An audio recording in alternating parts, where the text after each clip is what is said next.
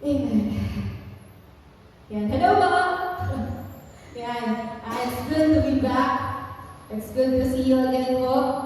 And kaya po hindi ko kasama ang asawa ko ngayon kasi po ay nasa amin po siya sa pila kasi siya rin po yung mag-Lord ngayong umaga. And salamat sa Lord. Kasi, ayun. Kumbaga ay kaya, kumbaga ginagamit po kami ng Panginoon din sa mga ganito. So kahit magkahiwalay, okay na. So, okay po. Punta na tayo sa topic natin ngayong umaga nito. Title po natin ay Saan tayo? Okay? Saan tayo? Parang saan tayo punta? So, kung may ayaw ko sa inyo, sasabihin, saan tayo? O kaya naman, meron kayong pinuntahan, halimbawa. Tapos, ang susunod na sabi niya sa'yo, saan naman tayo?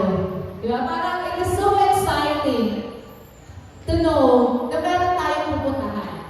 Tama po ba? Thank you po, Daddy Mercy. How about the others? Alam niyo po, ako, kahit introvert ako, kahit gusto ko madalas sa bahay, I am excited to always experience new things. Lagi ako excited na maka-experience ng mga bago. Actually, nung nagpunta nga po kami nitong nakaraan sa Cebu, sobrang excited po ako. Even nung nakapunta na kami before, second time ko pa lang naman po. Pero I know that God will do something new, something different dun sa papunta namin ngayon, which is nangyari po talaga. Sobrang iba po yung ginawa ng Panginoon na itong bagong punta namin. And when it comes to spiritual thing, ang kalooban po ng Panginoon sa atin is to always bring us to a new place. Naniniwala po ba kayo doon?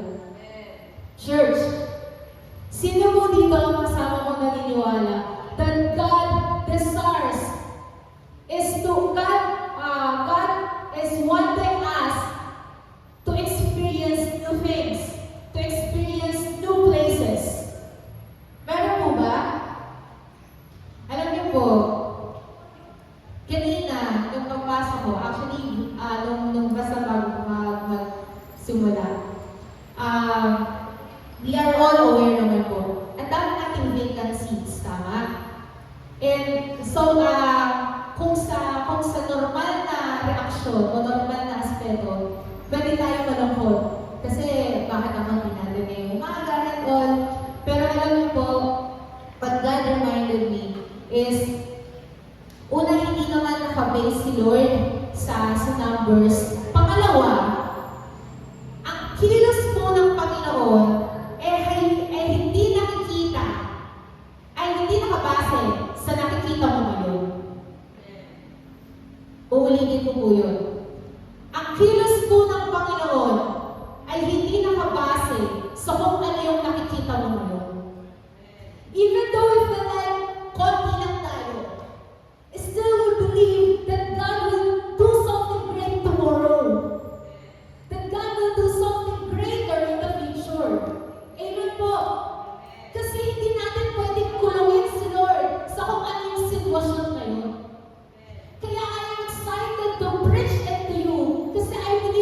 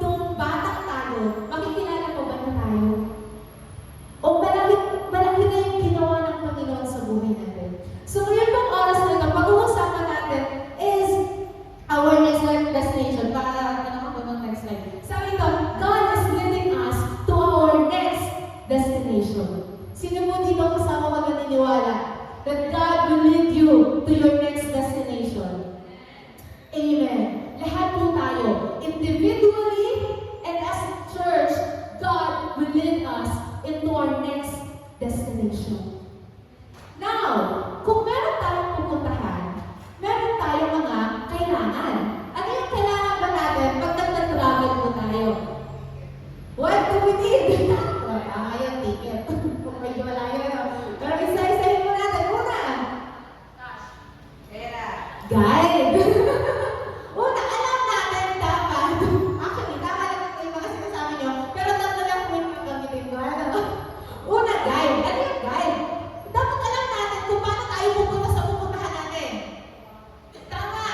Hindi pwedeng basta pupunta na lang tayo doon dahil hindi natin alam paano pumunta. Halimbawa po, sasakay tayo ng aeroplano. Hindi tayo basta pwedeng basta pumunta na lang na hindi natin alam paano ba yung proseso pagdating sa pagsakay ng aeroplano. Tama po. O kahit pagpunta na lang halimbawa sa Maynila, hindi tayo basta pwedeng sumakay sa kahit na anong bus. Dapat alam natin kung anong bus yung sasakyan natin. Para papunta tayo dun sa destination natin. Amen. Kaya mahalaga po, una, guide. Dapat alam natin yung guide. Pangalawa, second is resources. Ito na.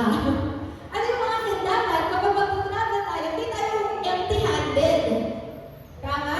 So kapag mag-travel tayo, we need to bring something. Amen. Kailangan may dala-dala. Sabihin sa kapatid, kailangan may dala-dala ka. Huwag empty-handed. Huwag lagi tayo makaasa sa, hindi, may dala namang toothpaste yung kasama ko eh. Di ba? Experience mo yan. Oy, dala naman siya na hindi na ako magdadala ng shampoo. Ay, shampoo naman yung kasama ko eh. Wala na magmamakap, ganyan. We have to have our own resources. Amen po ba? Kasi hindi tayo makakarating pa rin doon kung wala tayong resources. Paano ka magbiyahe kung wala kang pamasahe? Tama po? Amen. And third, itinerary. Itinerary. Pag sinabing itinerary, ito na yung gagawin mo o baga mga pupuntahan mo, ganyan. So halimbawa, marami po noon sa Segumapo. Pupunta namin na Cebu, ito lang gagawin namin. What's next?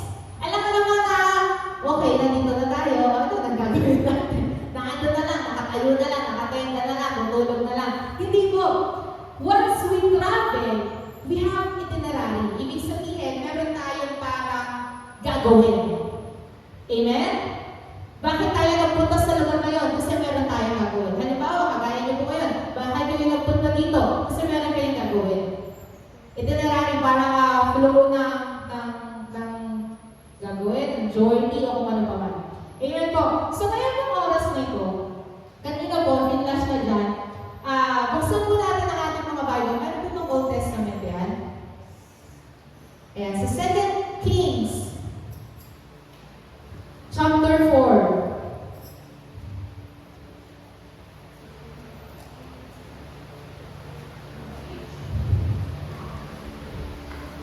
Ay, sorry.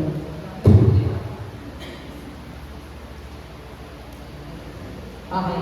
2 Kings, chapter 4,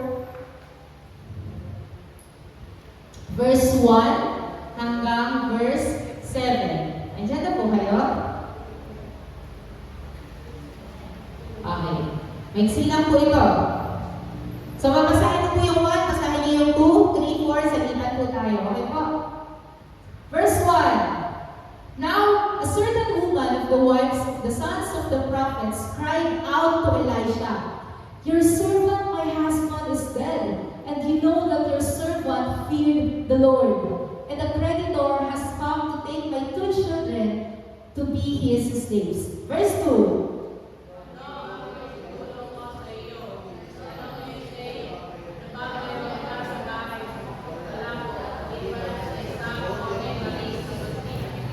Amen. Verse 3. Then he said, "Go, borrow vessels at large for yourself from all your neighbors, even empty vessels. Do not get a few." 4.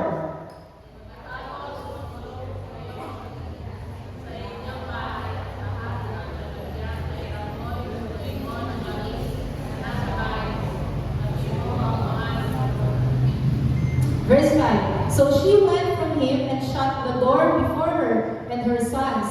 They were bringing the vessels to to her, and she poured. Verse 6.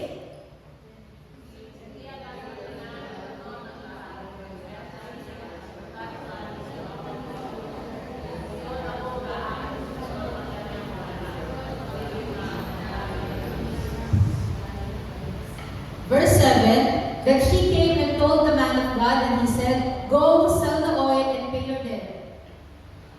And you and your sons can live on the rest. Tayo po'y muling manalangin.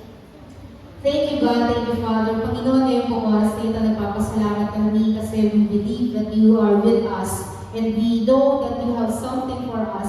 Father, we are claiming it, God, and hayaan mo, Lord, na mag-absorb namin ito, magamit namin ito, Lord, sa aming buhay po. Ikaw ang malayan akong ilos at maguna sa amin, kausapin po kami, God. Thank you, God. Thank you, Father. We honor you in Jesus' name. Amen and amen. Pero kung malayan lahat mag amen? Amen. Maganda yan kasi at least, kumbaga nakikiayon tayo doon sa anumang panalangin ko. Amen? Okay, so ngayon, ito pong babae na ito ay meron siyang sariling destination, or meron siyang sariling journey. Ayon po dito sa story na ito. Ano? So, iisa-isahin natin, ano yung mga nangyari o kung ano man yung naging sitwasyon ng babae. Ayon dun sa mga pinag-usapan natin, meron pa siya nitong tatlo. Yung guide, resources, at saka yung itinerary. Okay po? Para makapunta siya dun sa kanya dapat puntahan. Okay. So, una, okay. So, ang sitwasyon po ng babae, padaanan ko lang ng kauntian yung story. So, yung sitwasyon po ng babae, lumapit siya kay Elisha. Sabi niya, Elisha, yung asawa ko, the servant mo, patay na. But you know that he feared the Lord. Alam mo na meron siyang pananatakot sa Diyos. Kaya lang, meron kami naiwang mga utang. At ngayon, yung maniningil, gusto niyang kuhanin yung dalawa naming anak para gawing alipin. Yun po yung story ng babae. Namatay yung asawa niyang prophet, tapos may naiwan na utang, tapos gusto kuhanin yung dalawa niyang anak para gawing alipin. Okay po? That is the situation ng babae. Kaya anong ibig sabihin po nito? Una, gusto kong bigyan ng linaw sa atin. Imagine, ito po ay asawa ng prophet. Church, it doesn't mean na porque naglilingkod tayo sa Panginoon, porque nag-church tayo, everything will be fine. Everything will be good. Sometimes, makaka-experience talaga tayo ng mga hindi masyadong magandang sitwasyon. Amen? But we know that in those situations, God will do something. Amen? Baka siguro yung iba po kasi sa atin, nagtataka, Lord, nag-church naman ako eh. Naglilingkod naman ako, pero bakit ganito yung nangyayari sa akin? Alam niyo po, we do not serve God for a good life. Will you agree with me? We do not serve God for a good life. Kasi kung ganun lang, at tingin natin sa Panginoon, parang ano lang, alam mo po, sinabi ko ito sa church. Sabi ko sa kanila, I know, huwag po kayo magagaling. Sabi ko sa kanila, kung nagsaserve lang tayo sa Panginoon to receive good things, alam mo po, wala tayong kaibahan sa mga taong gold digger. Anong ibig sabihin ito? Dapat pag sinabi na gold digger, wala kang ibang ninanasa, kundi yung kayamanan, lahat ng mga magagandang bagay. Eh kung ganun lang tayo sa Panginoon, hindi ba para tayo gold digger pagdating sa Panginoon? Medyo matapang po yun, medyo hurtful yun. But we do not serve God dahil sa good things. Amen? Amen. So now, yung sitwasyon mo ng babae, meron siyang need. Pero, ang kagandahan sa babae, aware siya dun sa sitwasyon niya. Una, aware siya na yung asawa niya ay may banal na takot sa Panginoon. Amen? Ibig sabihin, alam niya, dahil may banal na takot sa Lord yung kanyang asawa, hindi sila pababayaan ng Panginoon. Church, do you know that you are a child of God?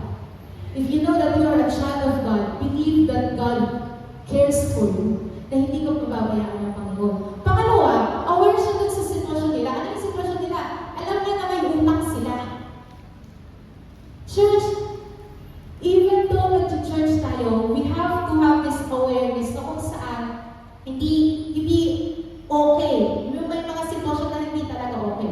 And we have to admit that. And ang pangatlo is ang kagandahan dito is alam niyo kung kanino siya lapit. So kaya isa-isahin po natin. Basahin ulit natin yung verse 1. Sabi dito, hala, hindi ko na-edit yung mga verses sa susunod. Sorry. Now, a certain woman of the wives of the sons of the prophets cried out to Elisha, your servant, my husband, is dead, and you know that your servant feared the Lord, and the creditor has come to take my 2 children to be his slaves. The next slide po. Una, awareness.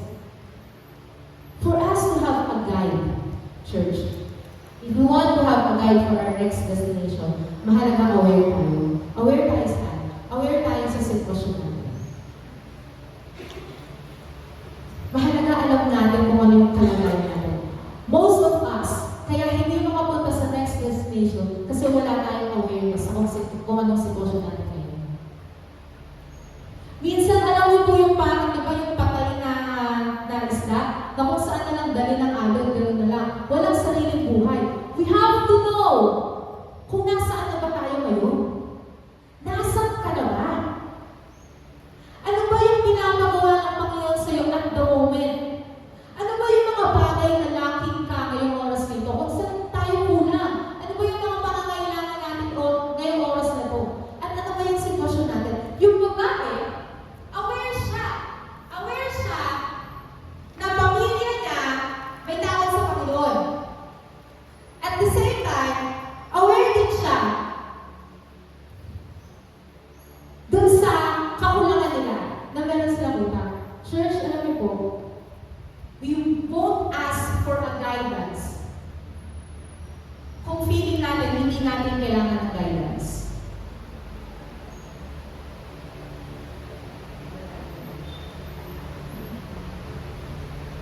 Kung feeling natin okay na okay tayo, kung feeling natin ang strong natin, kung feeling natin ang galing natin, we won't ask for guidance.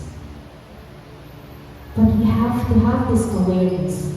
Mahalaga na magkaroon tayo ng kaalaman sa sarili natin na hindi, marami pa akong kulang, marami pa akong kailangan. That's why I need guidance. Bakit marami na hindi nag-pray? Kasi they feel like kaya na naman nila ang araw-araw. Sanay na ako, araw-araw ako nag-buhay.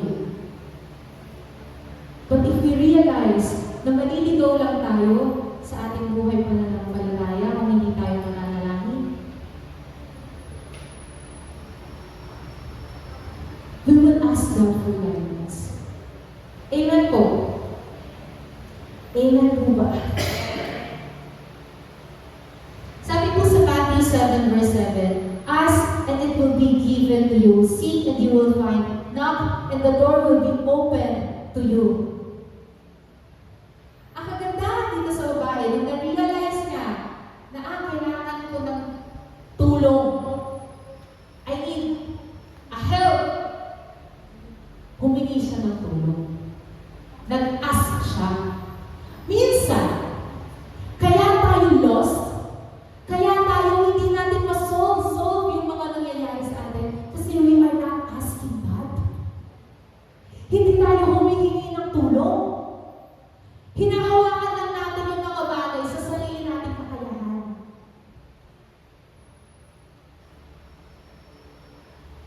And if we keep on doing that, we will keep on failing.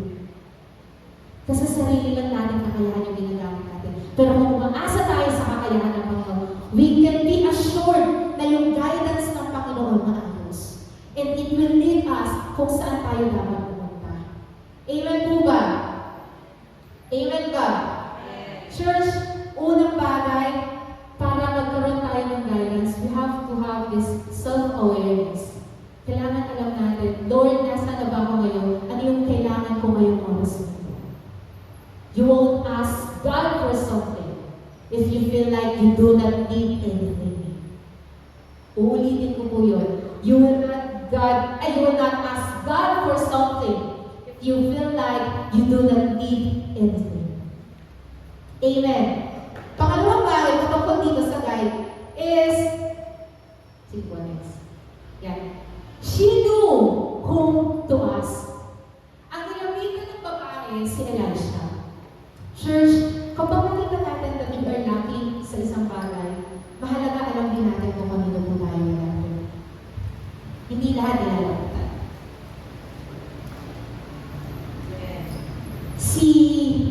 Si yung babae, lumapit siya kay Elisha. Bakit kay Elisha? Kasi una, si Elisha, yung para, di ba, servant niya yung namatay na asawa. Ibig sabihin, si Elisha yung para, ano tawag sa ganun, discipler, parang ganun, or master, nung prophet na namatay. Lumapit siya dun sa leader. Lumapit siya sa isang propeta na kung saan a man of God. If we are lacking something, it's very important na alam natin kung ano yung tayo natin. Kung nagkakaroon tayo ng problema spiritually, lumapit tayo sa mga man of God. Lumapit tayo sa mga leaders natin. Amen. Huwag natin solohin. Hindi mo kakayanin ang solo yan.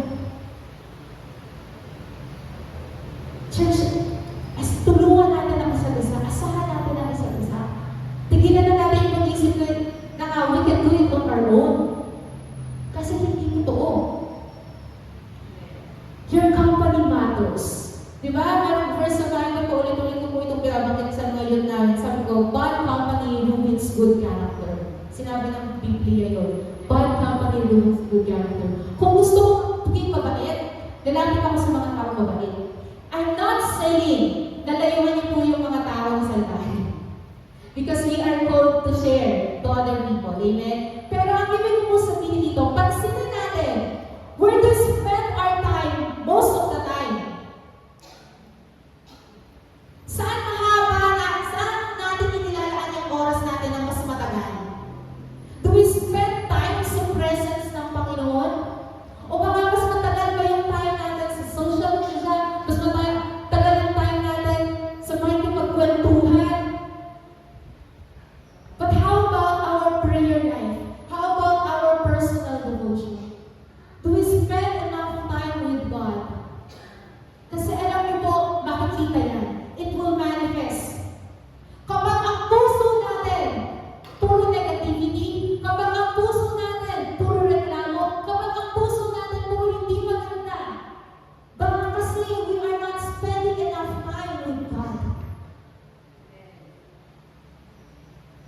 Church, our company matters.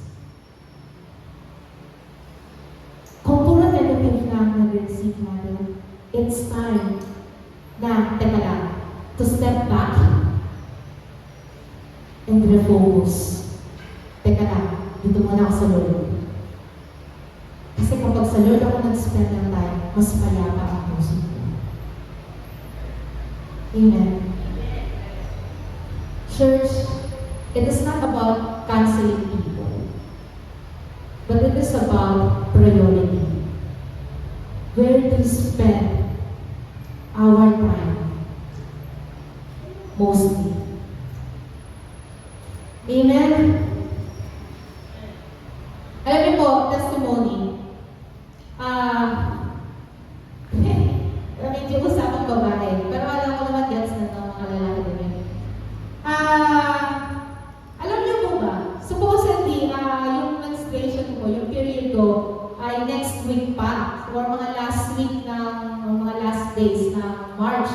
Alam niyo po ba, bigla akong nagkaroon, parang early period na hindi lang basta ilang araw, hindi lang din isang linggo, kundi lagpas isang linggo. And that is not normal para sa kagaya ko na regular ang menstruation. Alam niyo po kung bakit? Nung nagtingin po ako, the only reasons kung bakit napapaaga ang menstruation ng babae is, una, puberty. Sabi ko, sa edad ko, hindi naman siguro akin ang puberty.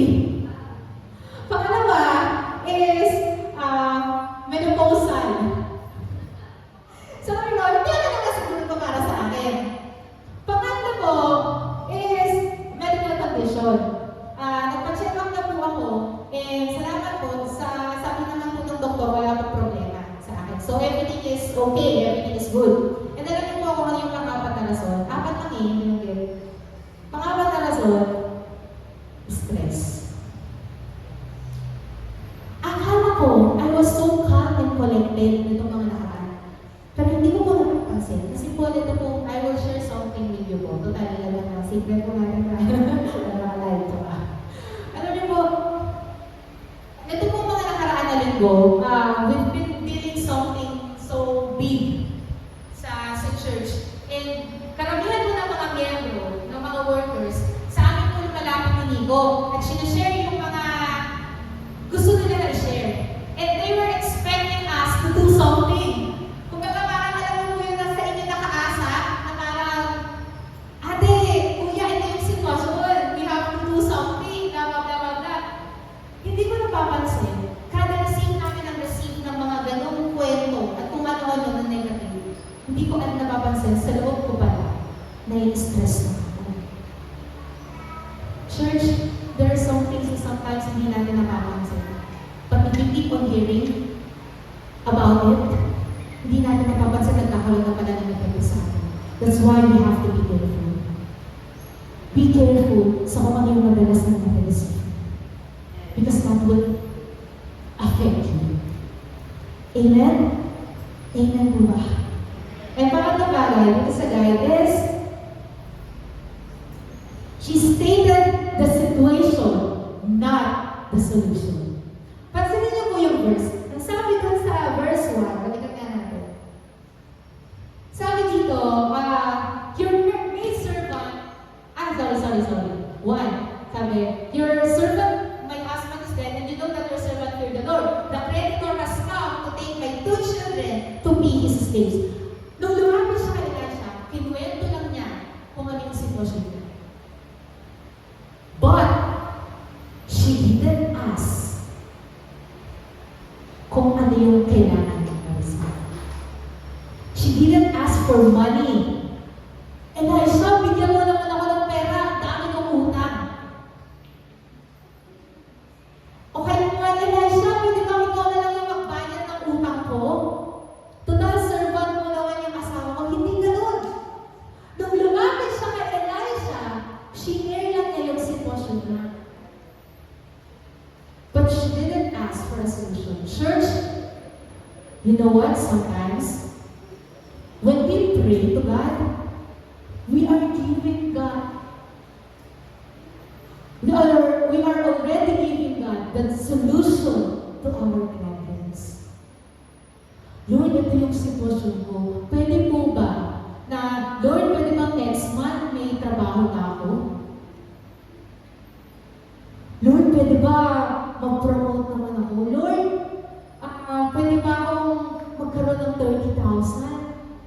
Eh tapos ang kalooban pala ng Lord, hindi ka magkakaroon ng 30,000, but He will give you exactly what you need.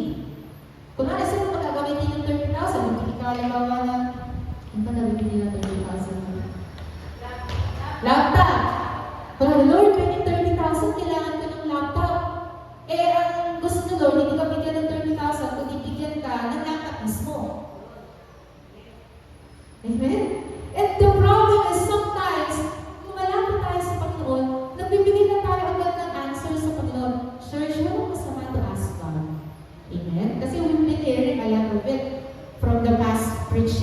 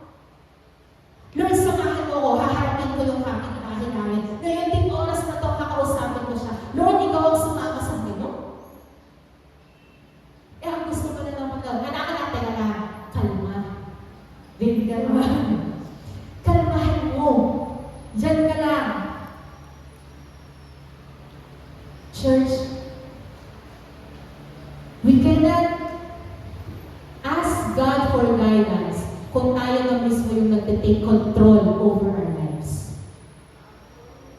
Amen?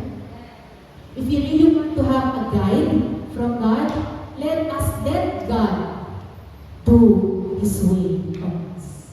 Amen po? Pahintulutan natin ang Panginoon na siyang kumilos. Hindi yung sarili natin paraan, kundi paraan niya. Amen! Amen.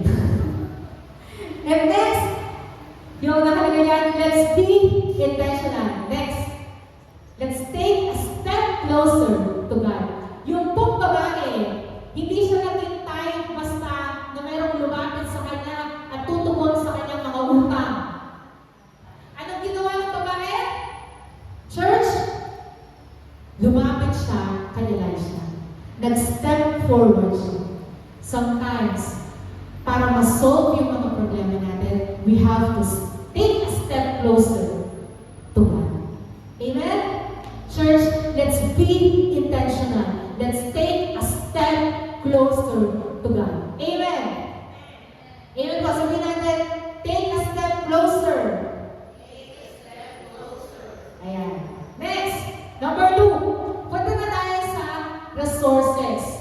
Sabi mo dito sa verse 2, Elisha said to her, "What shall I do for you? Tell me. What do you have in the house?" And she said, "Your maidservant has nothing in the house except a jar of oil." Imagine niyo po ito ha. Tingin po kayo sa akin. Ikaw yung may kailangan. Di ba? Tapos, ang tanong sa'yo yung nilapitan mo, ano bang meron ka? Teka na, ako nga yung nangangailangan. Eh, bakit ako yung tinatanong mo kung ano meron ako? Ako yung nangangailangan. Church, hindi po ibig sabihin na tayo yung nangangailangan, eh wala na tayo may offer. Amen? Tingnan natin yung pwede natin makita dito sa story ito. Una, now yung babae, ano yung meron siya? Ang meron yung babae is vessel. Ang sabi niya, ang meron na lang po siya ay a jar of oil. Iisang lagayan na lang ng oil. Yun na lang ang meron siya. Now, next. Ano po pwede natin makita dito regarding dito sa vessel na ito? Una, what do you have? Sabi mo, sige, mamaya nila.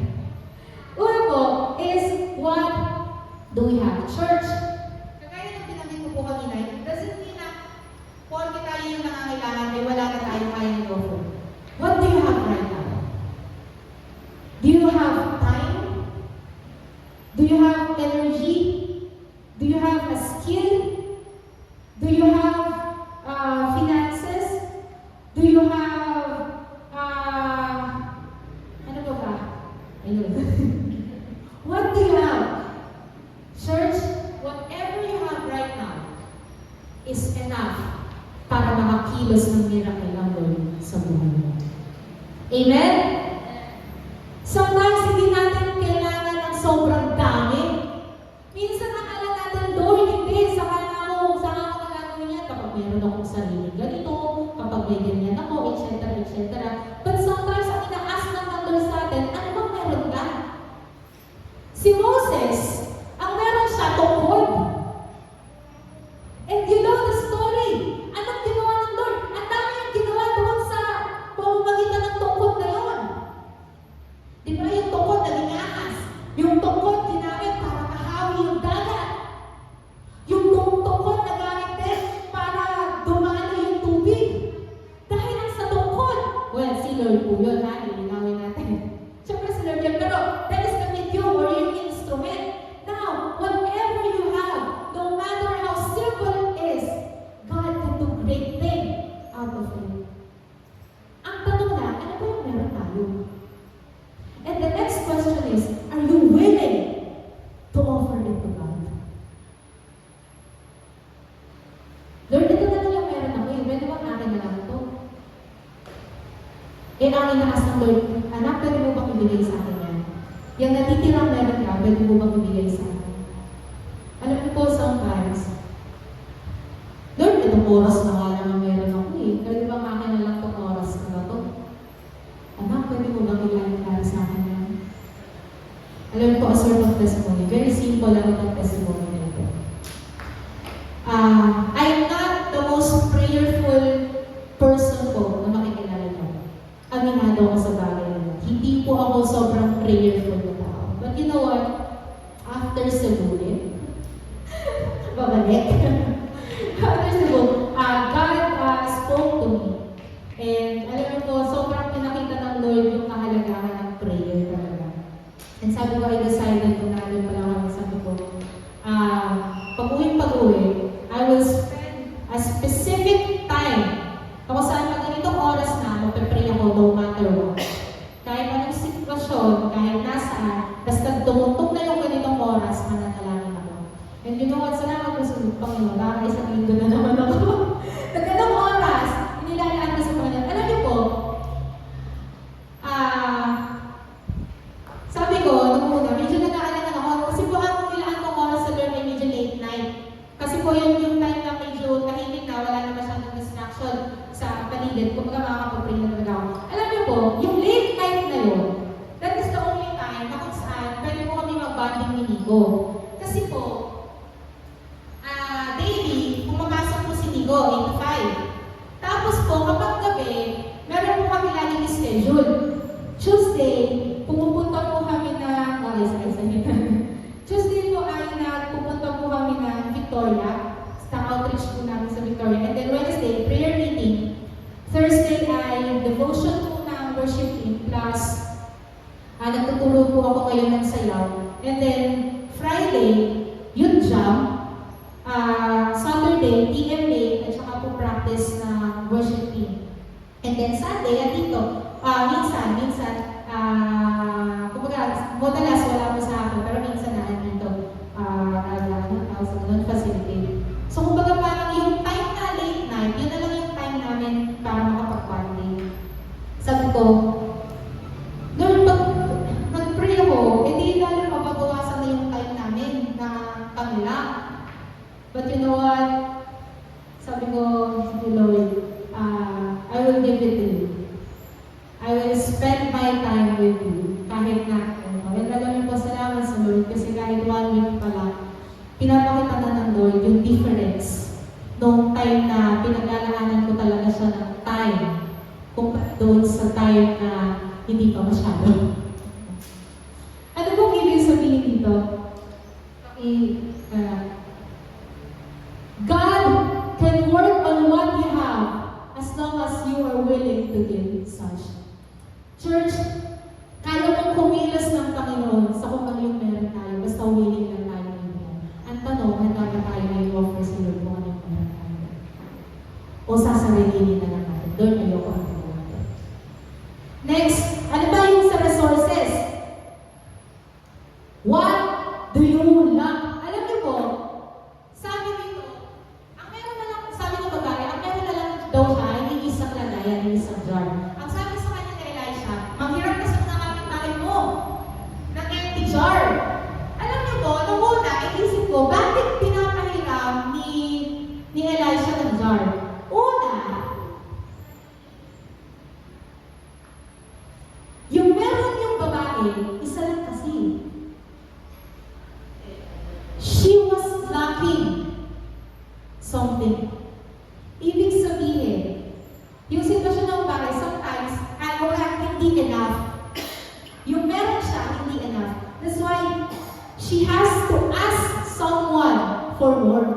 And alam niyo po, nung iniisip ko, sabi ko, bakit kaya gano'n? Alam niyo po, ang isang word lang ang pinakita ng Panginoon sa akin dito. And that word is humbleness. Alam niyo po, it is not easy to ask other people for help. It is not easy na ipakita sa ibang tao kung saan ka naglalak o kung saan ka kulang. Hindi madali na ipakita sa ibang tao yung vulnerability mo, yung pagiging vulnerable mo. Kasi we always want to show other people kung saan tayo magaling, kung saan tayo okay. And para ipakita sa kanila na kulang kasi ako iisang jar lang yung meron ako, I need more. Hindi yung madali. If we want to have more, sometimes we have to humble ourselves and admit kung ano yung mga bagay na kulang sa atin. Hindi tayo laging kumpleto. Hindi tayo laging meron. Kahit ang tagal na natin naglilingkod sa Lord, hindi ibig sabihin doon na ang galing-galing na natin. Until now, we still need more and more experience and knowledge from God. Hindi ibig sabihin na, ilang beses ko na napapakanta yung kanta na yan, hindi ko na yan pa-practice hindi ko na yan sasauluhin. Hindi ibig sabihin na ilang beses na natin yung napakanta, hindi na natin ulit gagawin. Kasi yung memory natin minsan naglalakting. Akala natin okay na, pero minsan nagkukulang-kulang na.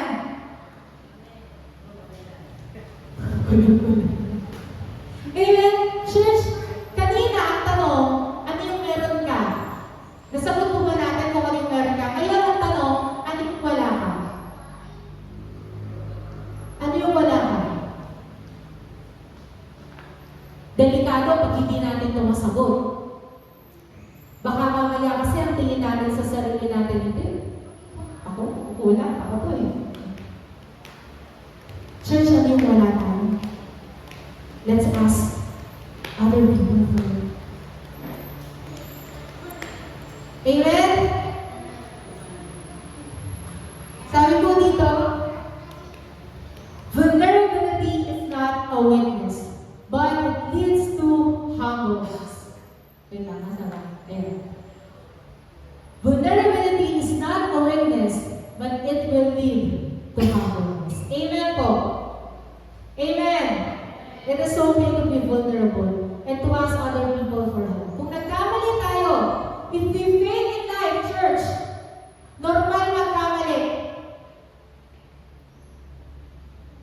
Hindi ko po sinasabi na okay magkamali. Ang sinasabi ko, normal na mangyayari sa atin yun. And when we fail, we can ask other people for help. Huwag natin suluhin. Nagkamali na naman, nagsusulo ka pa, lalo ng delikado ang buhay natin. Amen? It is okay to confess. It is okay to admit our mistakes. To admit na nagkamali tayo. Amen? Next. Pangatlo is what do you need? Sabi ni Elisha, ano ba yung meron ka? Sabi ni isang journal na o sige, mahirap ka sa kapitbahay mo. Ano yung hihiramin daw niya sa kapitbahay? Ang hihiramin niya sa kapitbahay ay empty vessels. At hindi lang basta sinabing empty vessels. Ang sabi niya po doon, humirap ka ng marami. Okay? Nagkakaintindihan po tayo, humirap ka ng marami at humirap ka ng mga empty. Ano mo yung po sabihin nito? Una is, ano ba uunahin ko? Meron ba nakalagay dyan? O yan. Una, humirap ka ng marami. Ano mo ibig sabihin nito? Bakit marami? Isa na nga lang na jar yung ng oil na meron siya. Church, ito po yung binanggit ko kanina. Sometimes, hindi nakadepende ang Lord sa sitwasyon. If He will do something great on you, He will do something great no matter what. Kahit isang jar na lang ang meron ka, kung gusto niyo na mag-overflow ang blessing sa buhay mo, mag-overflow ang blessing sa buhay mo. You just have to position yourself to receive that blessing. God is ready to pour out His oil on us. But the question is, do we have many vessels?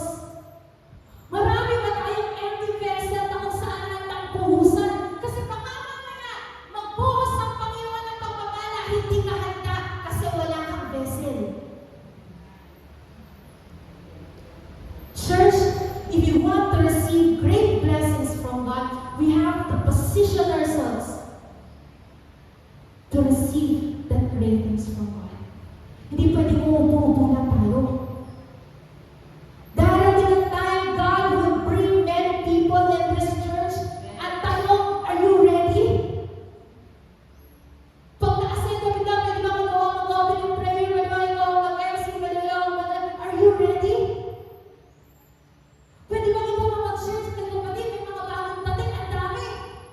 Pwede man ikaw ay mag-share naman sa kanya, are you ready? Are we ready? Do we have a vessel? Sabi church, we did a lot. Kung konti lang, di konti lang yung natin mo. But if you have many vessels, you will receive many. Amen. Pangalawa, ang sabi dito, empty. Why empty? Church, listen. God cannot fill what is full. Ano bang pupunuin ng Panginoon kung puno ka na? Kung ang tingin natin halimbawa sa sarili natin, we are so good na, paano ba tayo bibigyan ng Panginoon ng more? Ang galing mo na pala, paano bibigyan ng more? Church, sometimes we have to empty ourselves to receive the new oil that He has for us. Amen? Baka mamaya yung oil natin, ang tagal-tagal na ilang taon na nakandyan pa. Bakit? Kasi hindi natin ginagamit. Church, baka mamaya kaya tayo sobrang punong-puno. Kasi yung oil na na-receive natin 5 years ago, yun pa rin ang oil na dala-dala natin ngayon. Inaamal ko ba ang oil natin? Baka mamaya kaya wala nang dating. Kasi ang tagal ng stock. Luma na. Pag ginamit mo pagluto, hindi na masarap. Baka mamaya yung oil natin, matagal na pala ng stock. Church, if you want to receive a new oil from God, we have to empty ourselves. We have to admit to the Lord, hindi ko po kaya. I need you. I need a new oil. I need more of you. Amen. Next, let's be.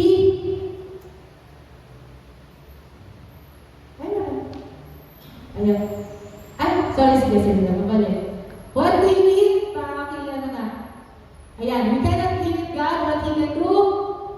Let's position ourselves to receive what He has for us. And next, God can fill up His room. Alright, next, let's be willing. Offer what you ought to do. Amen. Church, for us to have more resources, sometimes we have to be willing to offer what we ought to do. Ang ironic pagdating sa Panginoon, if you want to have more, you have to give more. Amen? Let's be willing to offer. Next, number 3, ito na, itinerary. Ayan, so kanina, we have this guide, sunod, resources, and third is itinerary. Ano ba yung itinerary? Sabi mo dito, and you should go in and shut the door behind you and your sons, and pour out into all these vessels, and you shall set aside what is full. So she went from him and shut the door behind her and her sons. They were bringing the vessels to her, and she poured. Pangatlong bagay, itinerary. Ano yung itinerary ng babae? Sa kwarto ka lang. Lock the door. Lock your door. Shut your door. Imagine, church, pupunta ka sa isang lugar.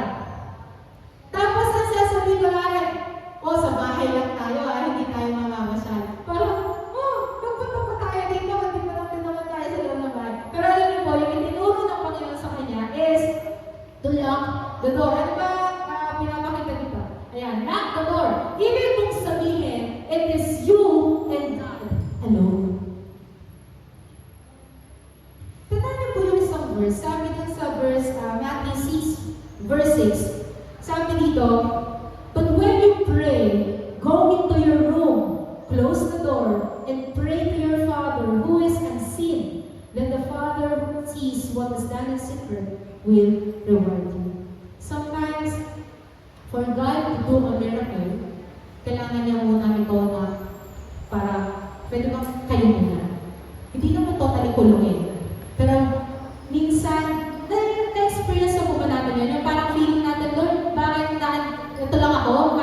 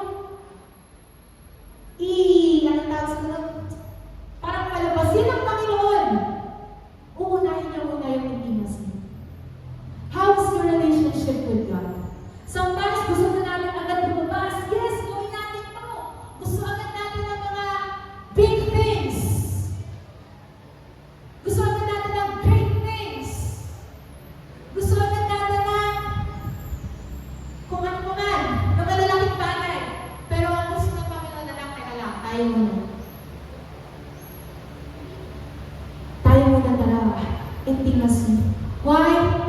Because a time with God will remove distractions and disturbance. Church, bakit mahalaga ang intimacy sa Panginoon? Di ba sa conversation niyo po yan ng Panginoon? Di ba sa bonding niyo yun ng Panginoon? Alam ng Panginoon kasi na when you spend time with Him, hindi ka madidistract. Hindi ka madidisturb ng kaaway sa kung ano mang gustong gawin ng kaaway sa iyo. Kasi, you are protected na kung saan andun ka sa presence ni Lord. And if we do not want to be distracted, to be disturbed by the words of the enemy, by everything na nangyayari sa paligid, let's spend more time with God. Minsan baka kaya tayo sobrang stress na kasi we are not spending enough time na sa Panginoon. Sabi ko po noon, nung nag-board ako sa church, sinare ko rin sa kanila yung pagkakaramboy. Lalo nagpakad na ako. Pero alam niyo po, ang isang itinuro ng Panginoon sa akin doon, kung gusto mo, dumating ako sa point na parang, I wanna blame the situation. Bakit kasi nangyayari yung mga ganito? Tuloy, napaagal yung menstruation ko. Ang ayos-ayos ng takbo ng menstruation ko, tapos biglang ganon. And alam niyo po, what God reminded me and taught me is, kung bakit na ako na-stress, baka kasi kulang ako sa Panginoon. Kulang ako ng pag-spend na tayo sa Panginoon. Kasi kung prayerful ako, hindi ako magiging sobrang ganun. Yes, pwede may stress prayer, pero naiiwasan ko sana yung sobra ng pag-stress. If I spend more time lang sana sa Panginoon. Amen. Church, hindi po natin dinedeny yung lahat ng mga nangyayari. It is natural to have a reaction na parang negative and ganyan.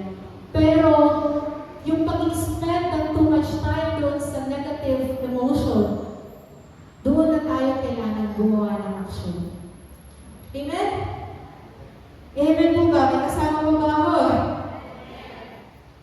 And if we have, kung wala tayong distraction, kung wala mga disturbance sa paligid, mas makakarinig tayo ng clear sa Panginoon. Mas malalaman natin kung ano yung gustong gawin ng Panginoon sa buhay natin. Amen? Kung saan tayo gustong gawin o dalhin ng Panginoon sa susunod na destinasyon natin. Amen? And pangalawang bagay na pwede natin makita when we lock the door is our faithfulness. Bakit po faithfulness? Tandaan niyo po, sinabi ko kanina nakalagay dyan, pag sa locking the door, it is you and God alone. Pag kayo na lang ni Lord, kumusta? Susunod pa rin ba tayo sa Lord? Gagawin pa rin ba natin kung ano man yung ginagawa natin publicly? We will still be faithful kahit wala nang ibang makakakita. Church, we can pretend to be so okay. We can pretend to be so good in front of many people. But the question is, kapag tayo na lang ni Lord mapagkaharap, can we still be faithful? Yung babae, imagine niyo po ito ha, ang bilin din sa babae, mag-pour ka ng oil, ilang mo yung door, magkulong ka, tapos mag-pour ka ng oil doon sa vessel. Kung ako yung babae, pwede mo magkaroon ng doubt eh. Ha? Iisa na nga lang ito kung yung isasabi ko lang palipat-lipat lang. O kaya nga, pwede hindi na ako sumunod. Magpe-pretend na lang ako na sumunod ako. Pero yung babae, kahit walang ibang nakakita, kahit nakakandun lang sa loob ng kwarto ay siya at kanyang dalawang anak. Sumunod pa rin siya. Sumunod pa rin siya doon sa instruction ni Elisha. And because of that small obedience, what happened? He experienced a great miracle. Sometimes we just have to be faithful, we just have to obey to experience your great miracle from Him. Amen? Amen. But the question is, sumusunod ba tayo sa Panginoon? Alam niyo po, nagpatanong ka ba kayo minsan, Lord, bakit si ganito parang sobrang bilis, ganyan. Bakit yung ibang tao, ganyan, etc. Baka naman hindi kasi natin makikita kung ano yung ginagawa nila kapag sila we judge people based on what we see on the outward, pero yun pala meron silang sariling David ni Lord. Na kaya pala ganun yung na-experience na, kaya pala sobrang favor niya. Kasi nag-spend siya ng sobrang time sa Panginoon, kaya naman ang Lord grabe rin nagkilos sa kanya. Amen? Alam niyo po, sometimes we do not need to push ourselves to be where we want to be next. We just have to be obedient, and God will lead us exactly to where He wants us to be. Ulitin ko po. Minsan, hindi natin kailangan, di ba we want to experience great things? Lahat tayo, we want to experience something good. But you know what? Minsan, we do not have to push ourselves to receive those good things. Ang kailangan lang natin, sumunod. Because of those obedience, si Lord na mismo ang magdadala sa atin kung saan tayo nakapunta. A sort of testimony po. Kaya pala ako, salamat po sa event service. Kaya pala ako natuto mag-preach. Kaya pala ako natuto magturo sa kata. Kaya pala ako natuto ng tambourine. Kaya pala ako naging youth leader. Or ano po ang mga natutunan ko dito sa iglesia nito? Kaya ko pala na-experience lahat ng yun. Kasi God will use me doon sa lugar na pupuntahan ko. Noong una, nag-ask kami sa Lord, Lord, sino bang lilipat sa amin ni Nico? Ako o siya? Kasi we both serve God eh. Pero ang prayer ko, yung huli-huling prayer ko sa Panginoon, sabi ko, Lord, sige po, kung saan po kami kailangan, doon po kami natin. And God answered. Tumugon po ang Panginoon. Dinala kami sa JCU. And what I realized, kaya pala ako natutong magturo sa mata. Kasi po, ngayon po, at the moment, hindi pala, ganong past months, wala po kami children's ministry. And we just started, siguro, about 1.5 months ago. Ngayon po, meron na kami children's ministry. Every Sunday. Napapagpalipak siguro once a month. Tapos po ngayon, meron na rin po kami tambourine dancers. Na dati wala din po kami tambourine dancers. Kaya pala ako natuto mag-preach. Kasi alam niyo po, napakapalad po ng church dito. Kasi ang dami maalam mag-preach. Sa amin po, pag Sunday, 3 lang kami napapalitan. Si Pastor Nick, tapos si Nico, tsaka po ako. Pag Tuesday, kami 2 lang ni Nico nagpapalitan. Pag Wednesday, 4 lang po kami nagpapalitan. Si Mama Beth, si Ate Liz, tapos kami ulit ni Nico. Pag youth job, kami naman ulit ni Nico. Sabi, Lord, alam niyo ba sa totoo lang? Pwede ako magreklamo eh. Gusto ko na nga eh. Ay, pwede ko lang ang iba. Parang, ang dami sa akin bakit? Bakit halos namin na naman hindi ko yung preach? Nakakasama din. Pero alam niyo po, I just followed God. And,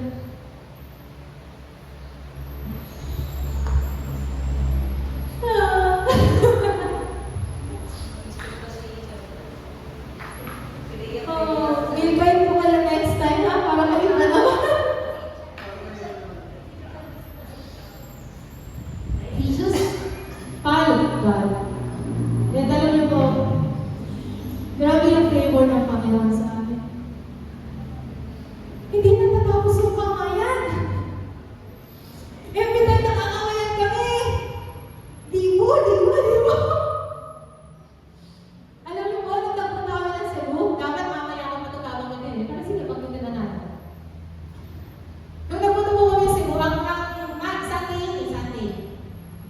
Ang pera lang po namin ni Nico ay enough accommodation, pag-ticket, plane ticket, at saka pamasahe, basta ganun. gumalaw. Alam niyo po, habang natuturo ako sa bata, narinig ko na lang sa loob ng church. Bigla ako nag-cooperate sa church. Para pang simula, dito. We didn't ask for it. Hindi po kami humingi. Hindi kami nag-ask. Pero sila yung nag-offer. Kaya sabi niya,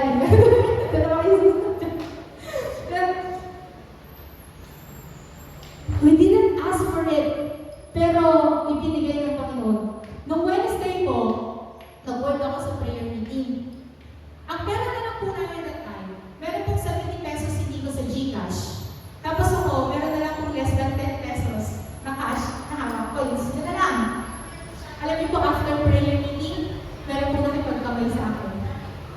Pagbukas ko, kulay blue. God's favor. I didn't ask for it. Pero ibinigay ng Panginoon. Why? Because we follow God. We are just following Jesus. Siya na bahala. Kasi iba yung way na sa way namin. Pag pupunta kami ng Victoria, yung pong motor namin, alam niyo naman, yung motor po namin hindi malaki. Honda Beat. Tapos yung upuan po namin si Ana, may hati na sa gitna. Hindi ko ako napapaawa ha, I'm just telling the story, yung nangyayari talaga. May hiwa na yung ano namin. Tapos dumadaan po kami sa Pila Road, kung alam niyo yung Pila Road. Ang Pila Road po, paggabi sobrang dilim. Kasi wala po doon nakaposte. Ang gawain po namin doon ay paggabi. So umuwi kami, hindi ko gabi na talaga. Yung ilaw po namin, hindi ni malinaw. Tapos yun po, pag nagpabiyahe kami, motor na kasi meron kami. Dala-dala ko yung tawag doon, gitara, tapos yung laptop, kasi yun yung ginagamit namin na pang PowerPoint. Every Tuesday, biyahe kami, pinarod, ganda na sitwasyon, madili, wala na daw. Pero alam niyo po, every week, doon sa Victoria, meron isang member ng natin doon, na tuwing uwi na, nag-aabot sa akin ng 100 pesos. At ang sabi niya, ate, papas mo itong kulang ko. Every week, consistent. Hindi rin namin yung hiningi. Every, meron kami nadadaan ng commercial building.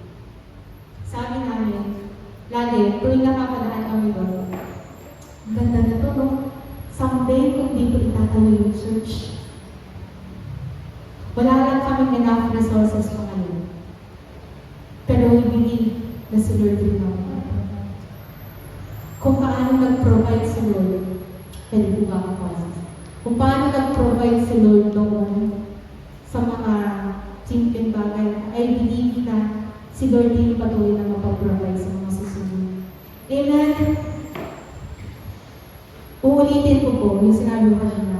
Sometimes, we do not need to push ourselves to be where we want to be. We just have to be obedient. And God will lead us exactly to where He wants us to be. Pero alam niyo po, meron pang isang bagay dito sa storya. Dito na po ako pag-inig. Ano yung bagay na yun? Ay, sorry, hindi ko na naman ito. Be faithful even when it is only your best. Next. Oil. Oil. Ang sabi po dun sa story, sabi dito, balikan ko lang ng sige, yung ako lang. Sabi po dito sa verse 6, when the vessels were full, she said to her son, bring me another vessel.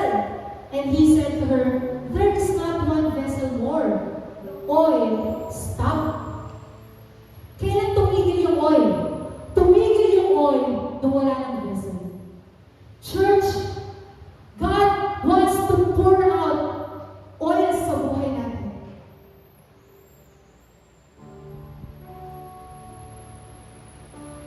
Pero titigil yun pag wala ng vessel. Ano ibig sabihin ko?